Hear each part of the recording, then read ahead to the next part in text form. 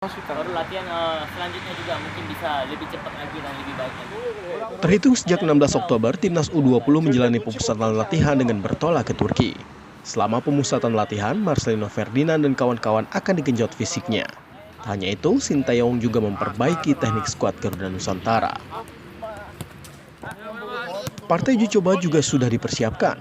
Selain meladeni tim lokal, Garuda Nusantara juga akan menantang tim U20 Turki dan Moldova. Direktur Teknik PSSI Indra Syafri menyatakan kondisi Timnas U20 saat ini cukup baik dan tidak ada kendala. Ada Turki U20, ada Moldova U20, terus ada Antalya Sport dan juga ada 2 tim lokal. Jadi sekitar 6 lebih kurang. Program pelatihan berjalan dengan baik dan latihan juga sesuai dengan program yang dibuat oleh Coach Sintayong berjalan dengan baik.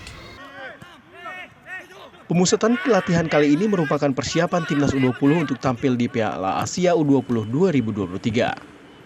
Selain itu, anak asuh Sintayong juga dipastikan tampil di Piala Dunia U20 2023 di Indonesia. Rinintaniken, Yogi Syahrevi, Kompas TV, Jakarta.